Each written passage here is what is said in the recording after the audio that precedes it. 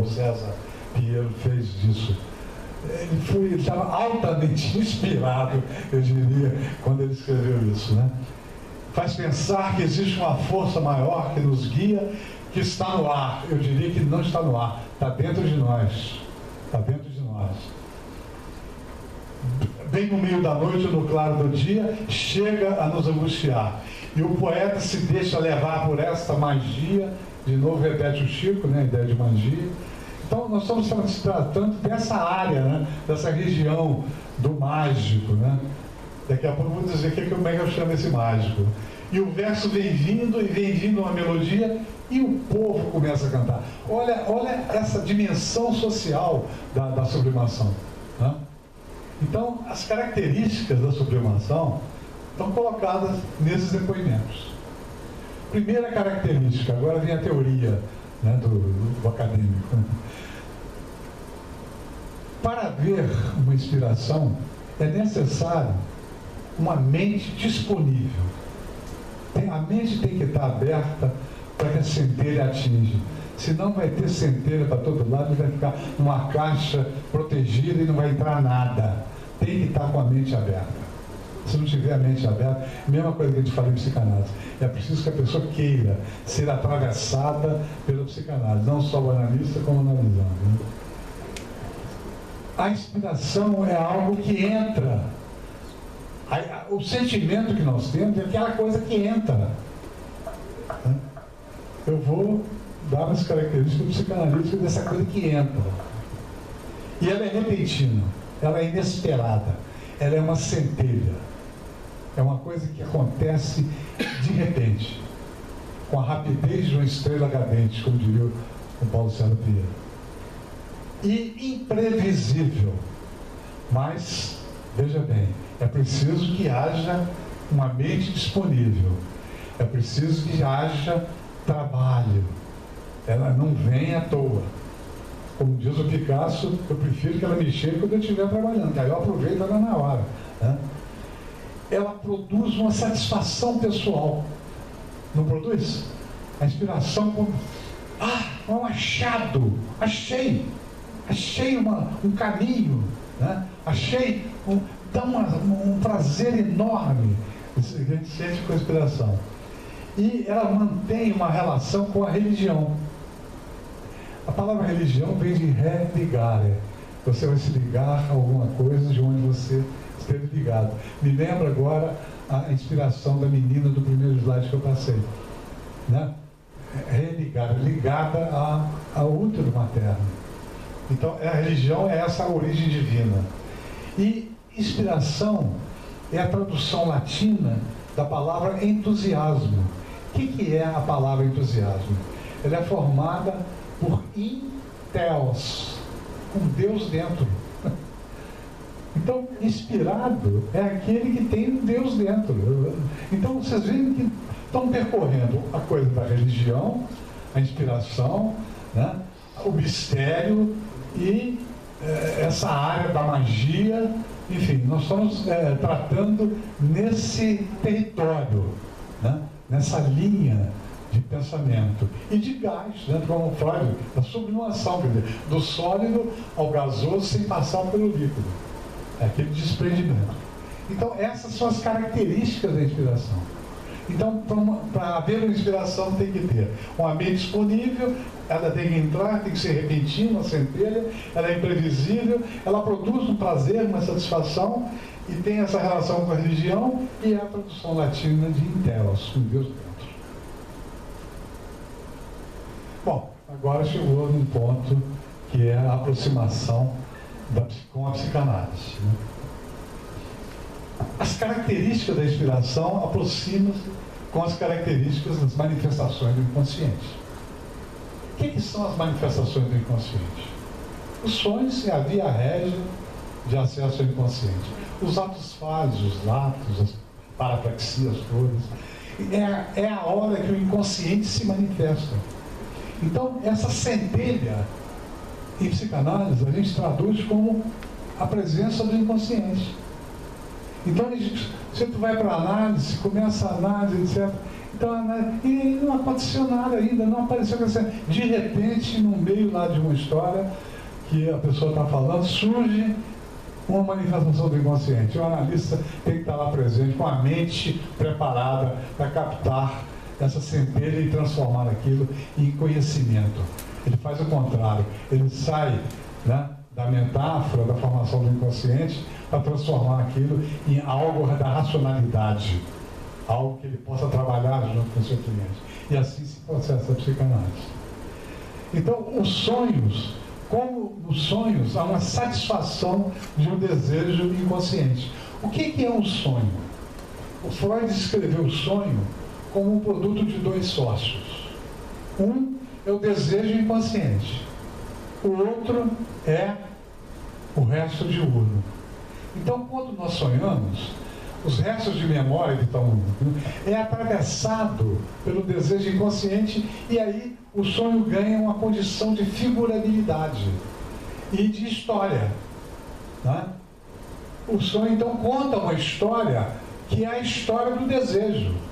O cliente, quando vai ao analista e conta o sonho, ele está contando a história do desejo dele. Então o analista tem uma condição de captar o desejo inconsciente e transformar aquilo em operação, em conhecimento, autoconhecimento. Olha a inspiração. O que a inspiração vem? O sujeito é atravessado por uma centelha, tem prazer com o sonho. A função do sonho é principalmente dar prazer, né? A grande função do sonho é atender ao desejo inconsciente, dar um prazer ao desejo inconsciente, mesmo os sonhos catastróficos, né, de pesadelo, etc., é sempre uma condição de prazer, né? E a captação desse desejo inconsciente é a mesma captação de uma mente criativa para a inspiração. Então a mente criativa tem que ser uma mente como a mente que nós estamos quando nós vamos dormir. O que é? O que acontece quando a gente vai dormir? A gente geralmente vai dormir de noite, né? A maioria dorme de noite, tem algumas pessoas dormem de dia, mas a maioria dorme de noite. Você fecha o quarto todo, né? Procura dar um clima agradável. Se está calor, liga um ar-condicionado, se está frio, bota uma coberta, tal. E você começa a fazer uma retirada dos investimentos no mundo externo. Você começa a entrar no mundo interno. Você vai fazendo o que o Freud chamava de um caminho narcísico, ao contrário, em busca do próprio ego.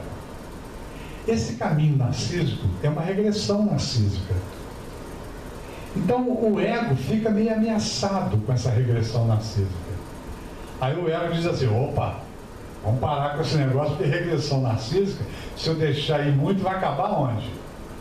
Em morte, né? Lá no cemitério do Caju está escrito assim, o sono é irmão da morte. E na mitologia grega também, né, o sono é irmão da Thanos, né, irmão da morte. Né? Então o ego diz assim, não, eu não posso deixar regredir a tal ponto. Vou produzir um sonho para dar uma impressão de ter vida aqui dentro. Então vou pegar esse desejo, investir um resto de urno e criar uma cena, uma figurabilidade aqui nesse espaço. E esse sonho mantém o sono. Né? O sono vai produzir o sonho e o sonho mantém o sono. Mantém o sonhar. Então quando a gente acorda num pesadelo, acorda por quê? Porque a mente não foi suficientemente capaz de conter aquele pesadelo. Aí você acorda. Aí volta, ou quem está preocupado com alguma coisa que não resolveu durante o dia, não consegue retirar as energias do dia para voltar narcisicamente para o ego. Né? Então, a mente do criador, do artista, do filósofo, do cientista, tem que ter uma mente aberta para o acaso. Como o sonho, nós vamos dormir, nós não sabemos que sonho vai ter. Então tem que ter uma mente aberta para o novo, para o acaso, para o surpreendente, né? Para o nunca visto. Né? Essa é que é a mesma coisa do analista. O analista, quando senta ele naquela cadeira, ele está aberto porque o cliente vai falar inteiramente ao acaso. Que o Freud chamou de atenção flutuante. Ali. É a regra fundamental da primeira análise. A atenção flutuante é a mente do analista. E a associação livre, ele chamou Einfall, em alemão. Um nome muito sugestivo. Einfall, em alemão, é aquele que invade, aquele que cai dentro. Né? Então, o sonho, o que acontece no sonho? Você está regredindo, de repente, vem um desejo, investe o resto de um e cai dentro da mente. O analista, a técnica psicanalítica, tenta reproduzir no consultório a técnica natural do sonho. Você vira para o cliente e fala assim, olha, deita aqui no divã, ou fica aí na cadeira, como você quiser e tal, e vai me falando tudo que vem à sua mente. Tá? E vamos fazer esse jogo, vamos brincar disso. Vamos fazer essa brincadeira de fazer associação livre. No princípio, quando a pessoa não está acostumada com psicanálise, estranha essa brincadeira. Aos poucos se acostuma. Né? E vai falando, de repente, cai dentro alguma coisa. Cai uma ideia que é uma ideia inconsciente. Então, o sonho é a forma de produção do inconsciente. Olha a semelhança que isso tem com a inspiração. Né? Como dizia o Chico, está lá na padaria, vem uma ideia de uma letra, eu anoto aquela letra, pode estar em qualquer lugar, mas a mente tem que estar uma mente aberta. Não precisa estar tão regredido como no sonho, mas tem que estar entre... É a mente de brincar. Tanto que a Melanie Klein teve uma ideia genial para poder tratar de criança. Ela, em vez de fazer a associação livre, que as crianças não faziam associação livre, o que ela fez? Botou um monte de brinquedo ali e mandou as crianças brincarem. Então, a mente do artista, a mente disponível do artista, é a mente brincalhona. O artista, o religioso, o esportista, tem que ser brincalhão. O humor tem que estar presente na vida, para criar um espaço na mente, para poder surgir a inspiração. Ou, na situação analítica, o humor tem que estar presente na situação analítica, para que o inconsciente se manifeste. O inconsciente é amigo do humor e do amor, das duas coisas. Né? Então é preciso que essas coisas estejam bailando no contexto da situação analítica, que é muito parecida com a situação da mente criativa. Né?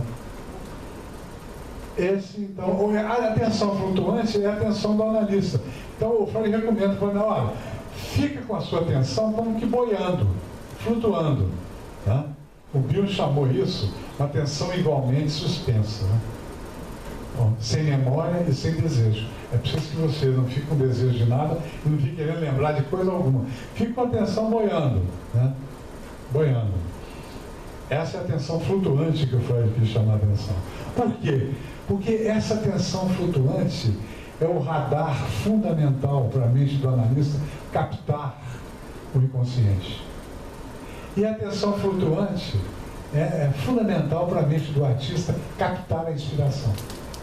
Então o artista tem que ter as duas coisas. Né? O artista, o cientista, tem que ter não só a atenção flutuante do analista, como a capacidade de captar a sua inspiração, a sua ideia que brota, que vem. Né? Bom, ainda sobre a questão do estado de mente para a inspiração, o Freud, nas suas conferências introdutórias, uma delas, ele fala sobre o devaneio. E o devaneio, na verdade, é essa capacidade de brincalhona, né, do escritor criativo. Então ele diz o seguinte, esses devaneios surgem no período pré-púbere, que é aquilo que eu falei, quer dizer, a sublimação, ela funda o seu caminho no cadinho, no calor das pulsões parciais, né? Pré-puberdade, segundo Freud, né? Ali funda-se a sublimação. Depois vai desenvolver ou não, dependendo de cada um, enfim, vai ser artista, vai ser cientista, vai ser o que quiser, ou então vai ser um consumidor dessas sublimações dos outros, né? Frequentemente na parte final da infância, né? Os devaneios persistem até a maturidade ser alcançada, ou então, ou são abandonados ou mantidos até o fim da vida. Eu prefiro manter os devaneios e os sonhos até o fim da vida, como diria o Fernando Pessoa, né? De eterno e belo, apenas os sonhos. Né? Fernando Pessoa fala isso num poema dramático que chama O Marinheiro. Né? É um poema muito interessante. O outro trabalho do Freud, Escritores Criativos e Devaneios, ele vai tratar mais diretamente dessa questão da mente do escritor criativo. O escritor criativo pode ser qualquer artista criativo, ou qualquer cientista criativo, ou qualquer religioso criativo, qualquer um que se dispõe à criatividade, né? Ele fala, o Freud, né? Sempre sentimos uma certa curiosidade em saber de que fonte esse estranho ser, o escritor criativo, retira o seu material. Ele sabe. Isso vem do inconsciente. Eu posso agora afirmar com toda a clareza que a inspiração brota do inconsciente. Ela não vem de mistério. O mistério é o inconsciente que é o mistério, né? O mistério da mais pura tradição do romantismo alemão. É aquele mistério do romantismo alemão, né, que vai impregnar toda a obra do Goethe e dos autores do romantismo alemão, de onde o Freud vai beber essa noção de inconsciente como mistério. O inconsciente é o lugar do mistério, né? Isso é fundamental para. Então, o estado de mente é o estado. Acaso não podíamos dizer que ao brincar toda criança se comporta como escritor criativo? Toda criança não, todo adulto. E o brincar é fundamental para a prática, né, da adultez, não só para o trabalho psicanalítico, como também para o trabalho, vamos dizer, criativo. Eu vou dar exemplo aqui de várias situações de criatividade com brincadeira, né? E o estado de mente do escritor criativo, ou da pessoa que vai ser atravessada pela inspiração, é um estado lúdico, né? Porque é essa natureza que é permitida pelo devaneio. Exemplo de momentos inspiradores. Não podia deixar de falar da Guernica, né? Como é que foi essa história da Guernica, né? Vocês sabem dessa história? A Guernica, no dia 26 de abril de 1937, essa cidade do norte da Espanha foi arrasada por bombardeio alemão. Os alemães estavam, então, articulados com o Franco na Guerra Civil Espanhola. Guernica era uma cidade, sem a menor cidade provinciana, pequena, sem a menor expressão política, social, etc. Por que eles escolheram Guernica? Primeiro, para testar o poderio do armamento alemão que vai ser usado na guerra que estava se prevendo para depois. Segundo, porque na Guerra Civil Espanhola, Guernica estava sendo habitada somente pelas mulheres e crianças. Porque todos os adultos foram para frente para lutar contra o Franco. Vocês percebem a importância política de Guernica? Arrasar Guernica significaria abater a moral dos soldados, não só dos filhos, né, e pais que ficaram órfãos e que perderam seus filhos e mulheres com bombardeio, né, mas como também para dar esse testemunho para todos os outros que estavam na frente de combate, para bater na moral das tropas na Guerra Civil Espanhola. Isso foi no dia 27 de abril de 1937. Picasso morava na França, em Paris, ele já tinha exilado em Paris e estava lá trabalhando no seu ateliê. Ele toma conhecimento desse fato de Guernica com 36 fotos nos jornais parisienses que retratavam a catástrofe do bombardeio de Guernica. E estava nessa época trabalhando num quadro para a chamada Exposição Internacional de Paris. Ia haver uma exposição internacional de Paris, ele tinha sido convidado, estava trabalhando num quadro. Imediatamente ele pega essas 36 fotos que saíram da imprensa, prega no seu ateliê e durante um mês inteiro ele freneticamente, mas inteiramente voltado para isso, ele faz esboços para esse quadro, que ele resolve fazer um quadro monumental que ele iria mandar para Paris.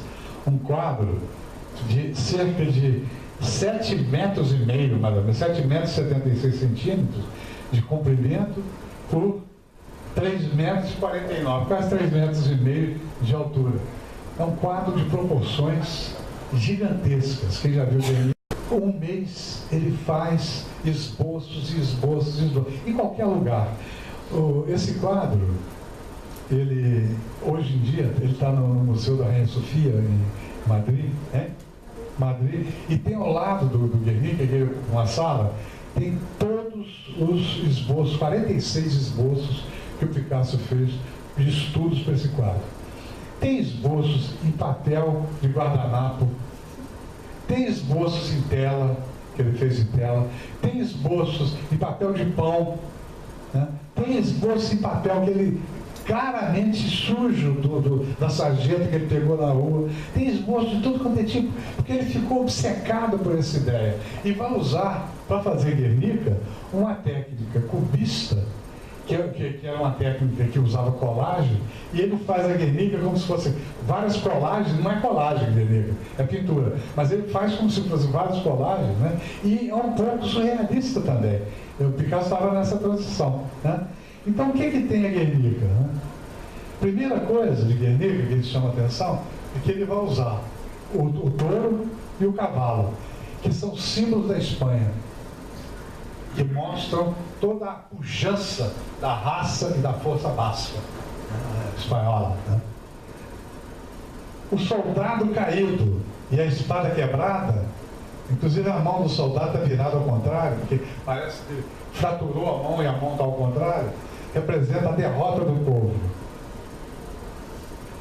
Esses dizeres aqui, que parece jornal, folha de jornal, percebe? É para indicar que ele soube dessa desgraça através da imprensa. Ele cita isso na obra. E aparecem pessoas desesperadas, fogaréu na destruição da cidade. Uma mãe que carrega um filho no colo, que é uma alusão a Pietà. Né? As análises do quadro falam isso, uma alusão a Pietà. E dominando a cena, tem uma lâmpada iluminando a destruição. Então, o Picasso manda essa obra para a exposição de Paris. E a obra causa, como não podia deixar de ser, um retumbante sucesso no mundo inteiro, né? E essa obra não podia ficar em Paris, porque Paris, em 1940, vai ser invadida pelas tropas alemãs. E o Picasso pega essa obra, depois ela percorrer algumas cidades na Europa, manda essa obra para a guarda, como empréstimo ao Museu de Nova York, onde ela fica lá, né, durante certo tempo, até que a Espanha retomasse, acabasse com a ditadura do Franco. Que aconteceu, se não me engano, em 81, ela volta para a Espanha e vai para o museu na Rainha Sofia. Em 1940, Picasso estava tranquilamente no seu ateliê, trabalhando como sempre, né? E não podia, a França ocupada pelos nazistas, batem na porta do ateliê os nazistas. E aí entram, né? E aí, evidentemente, tinha na parede retratos da Guernica. Okay? Fotografia da exposição de Paris, 1940, a exposição de 87, fotografias da exposição de Paris. Aí o alemão vira para o Picasso e fala assim: foi você que fez isso? Picasso fala para ele: não, vocês fizeram, eu só pintei. É o exemplo maior de sublimação, né? O Picasso usou a violência como motivo, como mexeu nele a inspiração para fazer uma denúncia à violência que foi cometida em Guernica e que foi cometida posteriormente pelo nazismo, pela sanção dos nazistas. É uma história e é uma obra que é uma obra fundamental do século XX, e eu acho uma obra fundamental na história do Picasso. Outra obra do Picasso, a escultura do macaco. Essa é muito engraçada. Essa obra do Picasso mostra o gênio do Picasso e a capacidade dele transformar um sentimento de raiva em obra de arte. O que aconteceu? O filho dele, que é um filho até que ele nunca foi muito com a cara, o tal de Paulo, né? sempre teve conflito com o Paulo, primeiro, os primogênitos dele.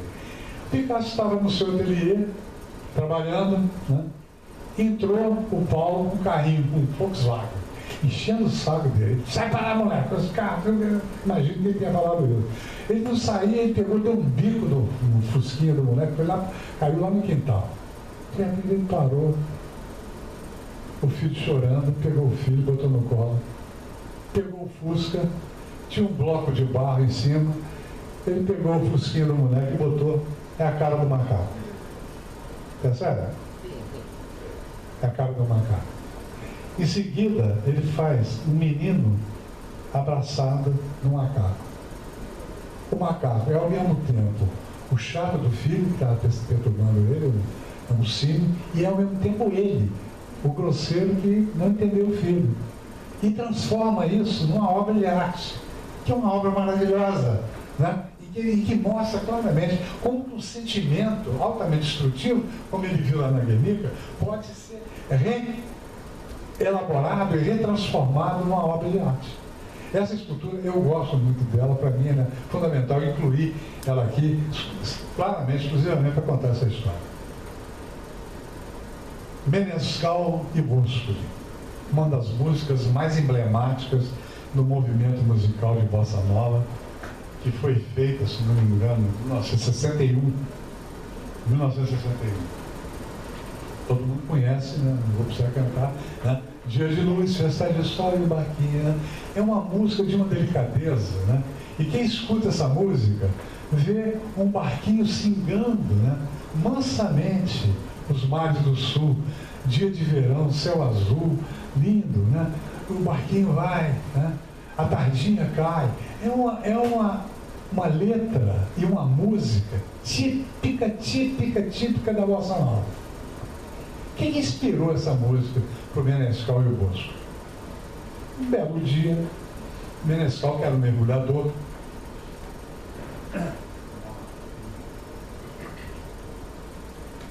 adorava mar, adorava barco, juntou com Elcio Milito, com o Boscoli, com Luizinho Essa, né, com o Bebeto da Flauta e suas respectivas esposas, num barco chamado Tiago III, lá em Cabo Frio, e foi sair com a turma de um passeio pelos arredores da ilha de Cabo Frio, aquela ilha do Cabo que tem ali perto.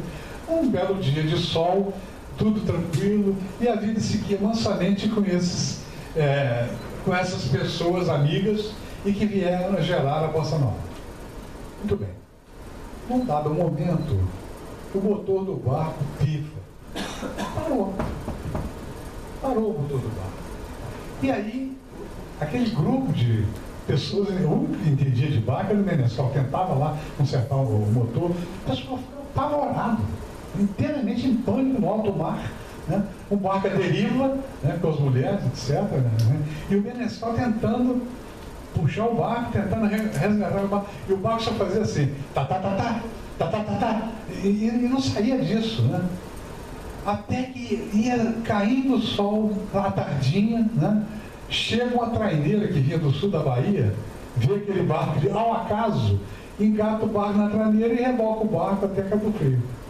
E aí foi uma alegria. Quando eles estavam chegando em Cabo Frio, eles começaram a cantar. O barquinho vai, a tardinha cai. A letra e a música saiu ali na hora, né? No dia seguinte, na casa da Nara Leão, estavam conversando sobre o episódio, etc. Falaram para o Menescal, como é que é aquela história do motor? Aí você falou que aquilo dava música, né? Porque o Menescal, na hora, para tentar aliviar a ansiedade dos presentes, isso dá uma música. Eu vou fazer uma música. Pegou o violão, fez alguns acordes, uma escala decrescente, com sétima maior e sétima menor, e foi botando.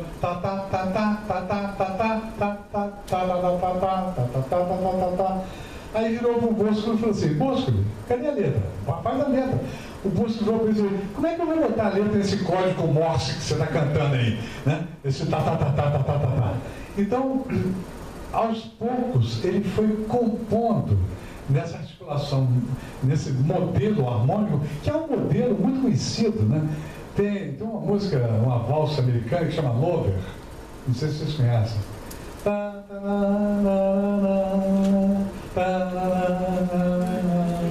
É o modelo dessas sétimas, maior e menor decrescente. Outra música que tem isso, que é usada, é uma música do Tom Eu Te Amo. Ah, se já perdemos a noção da hora, se juntos já jogamos tudo fora. E vai com essa sétima maior, sétima menor, decrescendo. E é o modelo que o Menescal usou, usou para fazer a harmonia do barquinho. Aí saiu a música. Então a inspiração do barquinho vem de uma catástrofe, de um sentimento de estar à deriva no mar, né? E que gerou, ao contrário, né, do barquinho, essa coisa tão delicada, tão leve da bossa nova, foi gerado de uma coisa difícil e é uma transformação, né, de uma dificuldade numa obra que é uma obra ícone da bossa nova. João Bosco e Aldir Blanc, O Bêbado e o Equilibrista, que é uma outra música também ícone da música popular brasileira, né? Que também tem uma história, né? O João Bosco queria homenagear Charles Chaplin, principalmente pela música que ele gosta muito, chama Smile.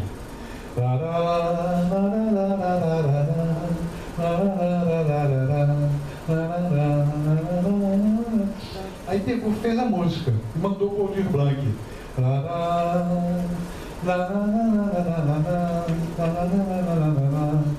O Aldir pegou aquela música, que era uma música já inspirada por uma outra música, com acordes diferentes, né?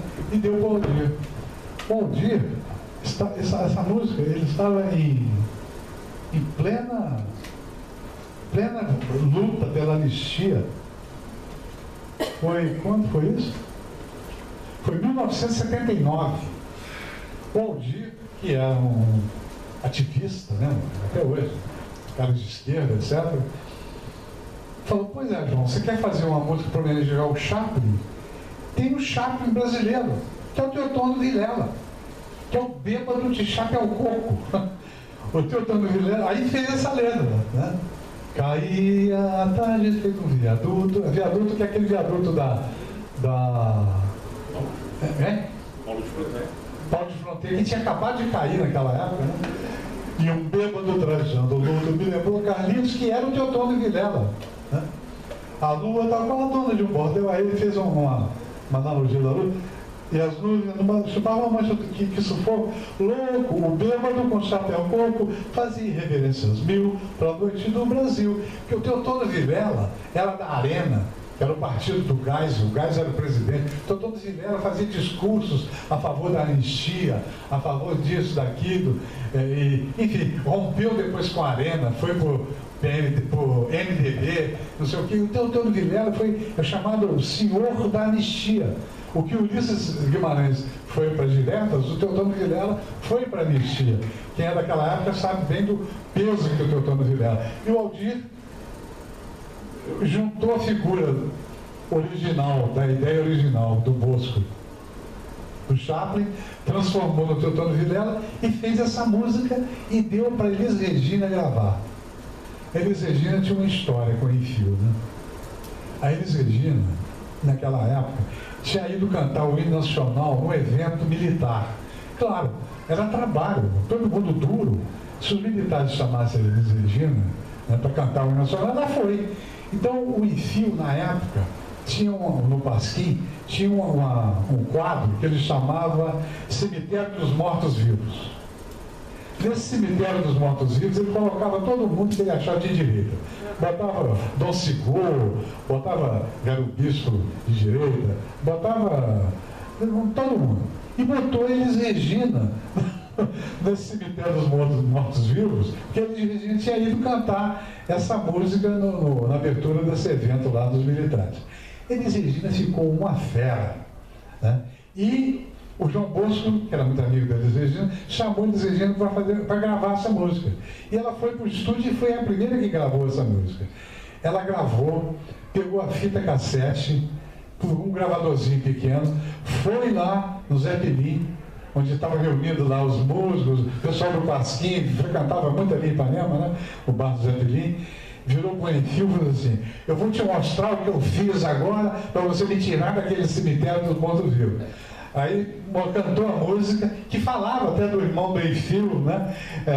Marias e Clarices era a mulher do Enfio e a mulher do Betinho, né? O irmão do Enfio que estava lá era o Betinho, e o Enfio ficou comovidíssimo. E na mesma hora ele escreveu uma carta para o Betinho: nós podemos não ter a anistia, mas já temos um hino, que é o Bêbado e o Equilibrista. Então eu estou mostrando aqui o Bêbado e o Equilibrista para dizer que a inspiração, ela circula, né? Quando tem dois compositores ou três. Existem hoje criações coletivas em que a inspiração circula entre os criadores, né? Vou dar alguns outros exemplos, terminando, sobre essa criação inspiradora do momento da arte, que é um inspirando o outro. Começa com Carlos Drummond de Andrade, nesse poema das Sete Faces. Estão lendo aí? Dá para ler? Não.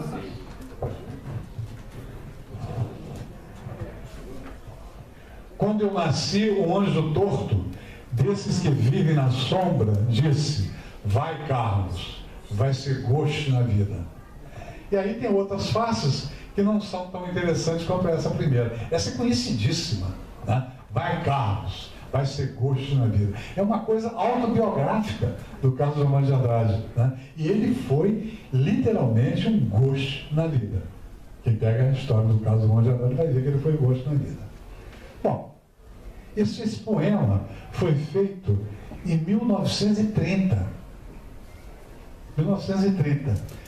Quando foi em 1973, a Adélia Prado vem e faz isso. Olha o anjo do Drummond. O anjo do Drummond vivia escondido nas trevas. O anjo da Adélia Prado, que é a nossa querida poetisa mineira, né? Que além de mãe de família, cozinheira, mulher do Zé, né? Ela adora o Zé, ela fica, e poeta, né? Ela vive entre a cozinha, mexendo lá o feijão, e aí dá uma inspiração, ela vai lá no escritório, escreve um poema e volta para a cozinha. Então a vida da Adélia Prado é essa. O anjo da Adélia Prado. Quando eu nasci, um anjo esbelto, desses que tocam trombetas, anunciou: vai carregar a bandeira. Cargo muito pesado para uma mulher. Essa espécie ainda envergonhada, e eu aceito os subterfúgios que me cabem sem precisar mentir. Não sou tão feia que eu não possa me casar. Ela casou. Acho o Rio de Janeiro uma beleza, e ora sim, ora não, creio em parto sem dor. Outra questão fundamental para o feminino. Mas o que eu sinto, eu escrevo, cumpro a sina, inauguro linhagens, fundo reinos. Dor não é amargura, a minha tristeza não tem pedigree, a minha vontade de alegria, sua raiz vai ao meu avô, lá para trás, desde a ancestralidade. Vai ser coxo na vida é maldição para homem. Esse coxo na vida é uma referência a Drummond, né? Só que o Drummond nunca falou que era coxo, porque coxo, para mim, como psicanalista, é o castrado, né? Então ela já, feminista como ela já bota o gosto como coxo, no sentido do castrado, né? É coisa para homem. Mulher é desdobrável. Eu sou. Porque ela sai do fogão, vai para o filho, vai para o marido, vai na escola, vai à igreja, vai à missa. E a mulher desdobrável da Adélia Prado é aquela bonequinha que as mulheres e meninos põem na cozinha, né? Fazem um papel de jornal, fazem uma bonequinha, uma de mão dada com a outra. Estão sabendo o que é isso que eu estou falando? Uhum. E aquilo, a mulher é desdobrável. Eu acho linda essa imagem, né?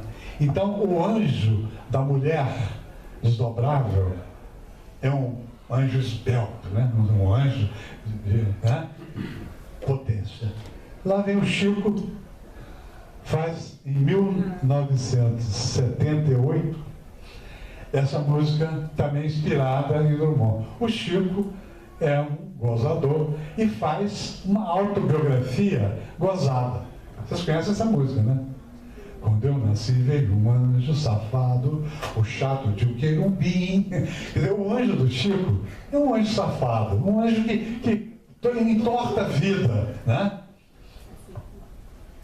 E decretou que eu estava predestinado a ser errado assim. Já de saída, minha estrada entortou, mas vou até o fim, a persistência.